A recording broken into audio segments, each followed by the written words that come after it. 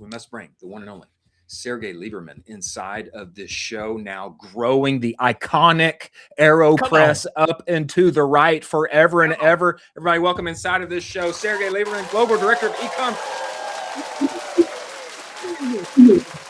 Hey, guys. Sergei, welcome to the show, brother. We appreciate you making the time to join us. Thank you. It's pleasure is mine, 100%.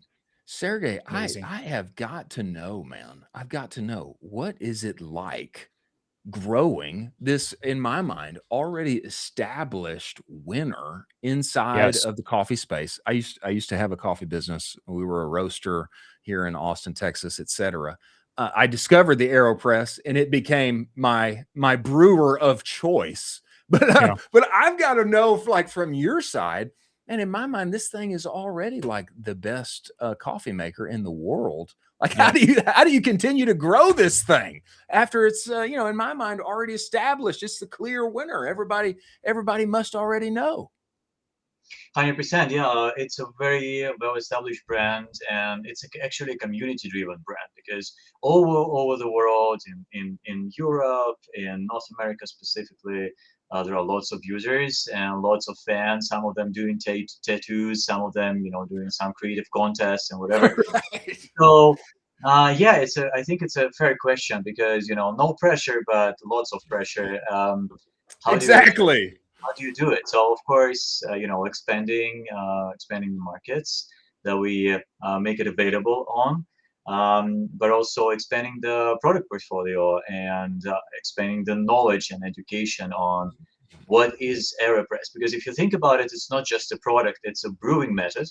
Yeah, and that's what we're trying to change in, I guess, consumers' understanding of what it is. To kind of, okay, there is mocha, there is pour over. There is AeroPress. That's a brewing method. It's not just a product. That's incredible. I mean, I will also say too, I am a customer. My wife makes an AeroPress every single morning. We have it in our kitchen right now, and we love it. Could you talk to me a little bit about how you're talking to these, like, I would say you guys have a cult-like following at this point. Like, you have some really hardcore customers that it is through and through a part of their daily ritual. How do you talk with the cult-like following folks as opposed to the casual consumer? Like, what do those two talk tracks look like differently?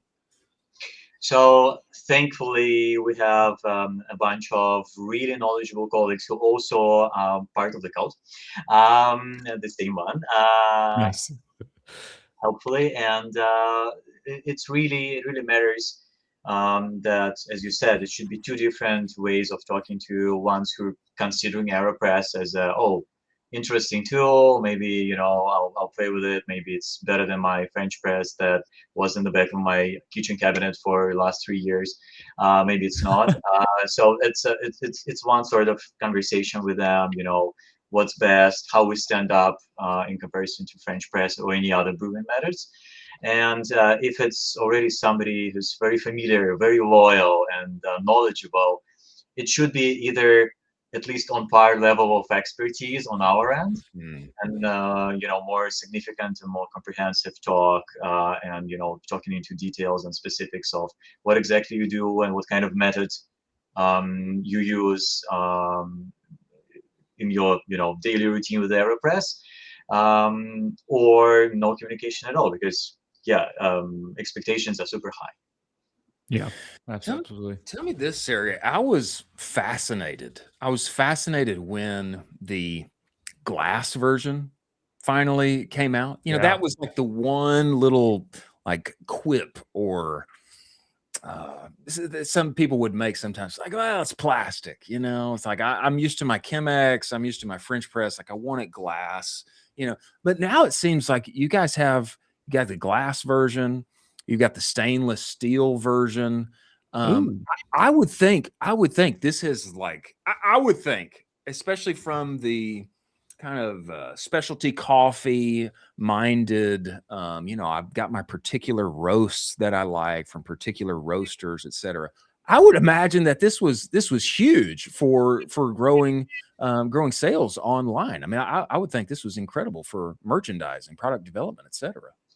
And it's even the different positioning, right? Because previously AeroPress was very well known as your travel partner, Yeah. and now it's look at this. It's a premium product right now that you can use daily in your kitchen, not only when you're camping outside with your friends and family, but also at the convenience of your home. So yeah, I think it's a different approach to make it usable when people wanted to use, not only for travelers and Yeah. hikers and yeah.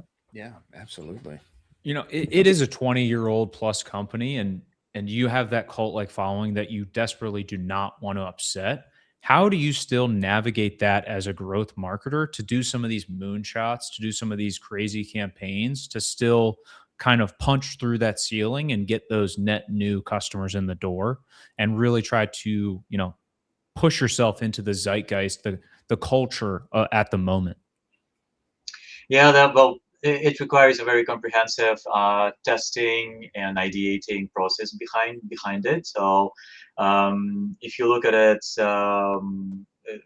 from customer perspective, it's shiny, it's engaging, it's interesting.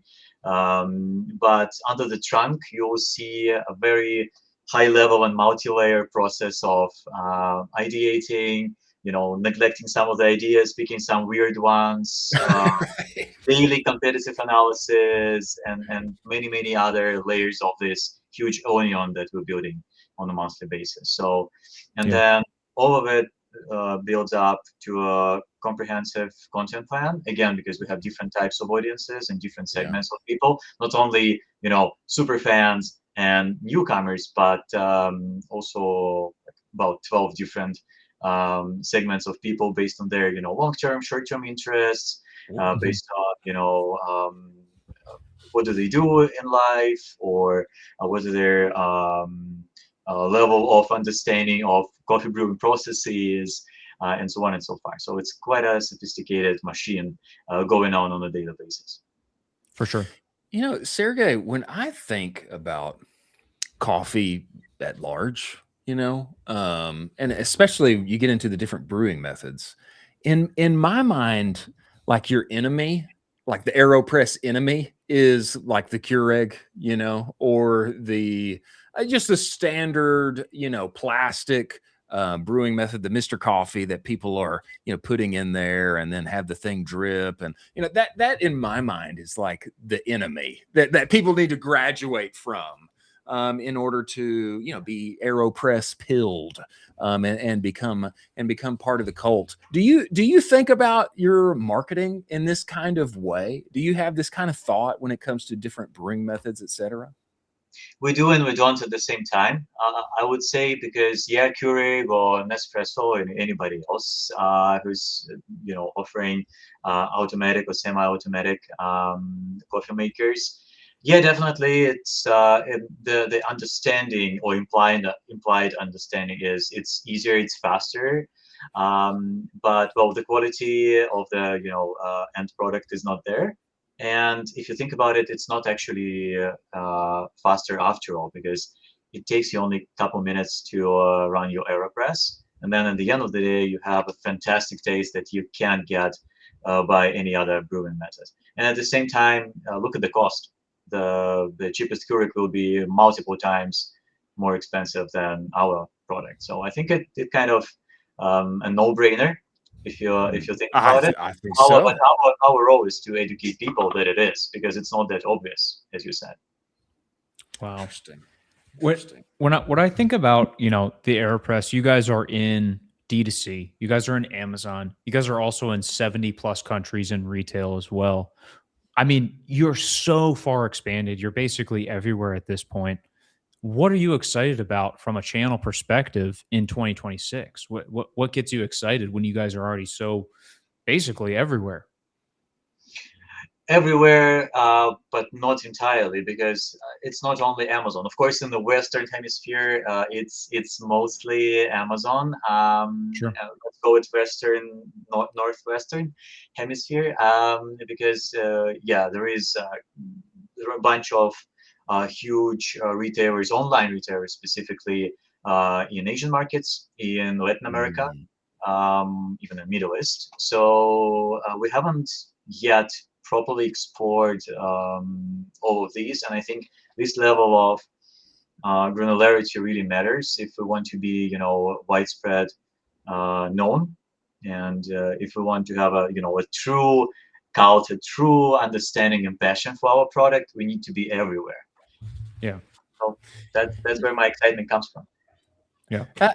Sergei, for me, just knowing this space to some degree, I find what's so fascinating that probably a lot of our audience doesn't know about is, in the coffee world, there's a number of like baristas and creators that they're kind of like superstars. There are AeroPress championships and there are barista championships, and there's people who are doing interesting things visually, with your product and other coffee products. I would think that, natively, like expanding to these other markets, I would think like finding some of these creators in different places and, getting them involved with AeroPress and working that into expanding to these other areas would be part of, be part of winsomely doing that and expanding. Any thought with, creators and coffee superstars like that on various other social channels? That's actually a huge spoiler because our company was built backwards, right? It started with the fan base. It started with people adoring and feeling very passionately about the product, and putting it in every any coffee point or cafe as alternative brewing method. And that's how the business started the expansion. And now one of the key priorities for us as a company is working and build a structure with influencer management. So yeah, definitely, that's the starting point of understanding understanding the new markets, understanding the demand, working with influencers and brand ambassadors who are already familiar with the product and the method and the way of using it, to grow this brand awareness for starters, and then that's how we start with the expansion. Love it. Wow. Love it. I mean, we've constantly been super bullish on the show of IRL, and I think your product is uniquely positioned for fantastic IRL experiences. Are you guys thinking about doing that as far as the focus for the rest of the year? Because I know the focus is on influencers. I know it's expanding that out, but are you also focused on that IRL activation? Sure. I don't have the I guess ability to speak freely about it as of now. Oh, Sergey! Sure. Sergey! We Come need it. on. No, I'm It's kidding. fine. I'm It's kidding. fine. I'm It's fine. kidding. It's fine. It's fine. A little mystery is good, Sergey. Yeah. We love that, man.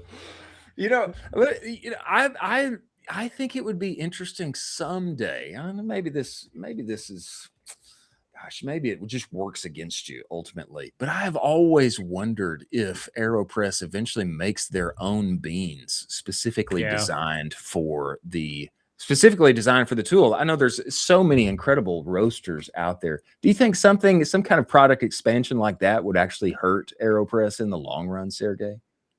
It depends. I've been working for coffee before AeroPress as well, for coffee brand, and it really depends because again, I won't go in names or brand names from my past experience. But if you're if you're producing, let's say, a mediocre coffee and you position yourself as a very high level expert in coffee, then the level of trust goes to the very bottom and even lower. So yeah, I mean, it definitely makes sense to investigate and maybe consider it something like this, isn't it? Portfolio expansion and business expansion, but only if we're 100%, 200% sure that our coffee is incredible. Yeah. Wow.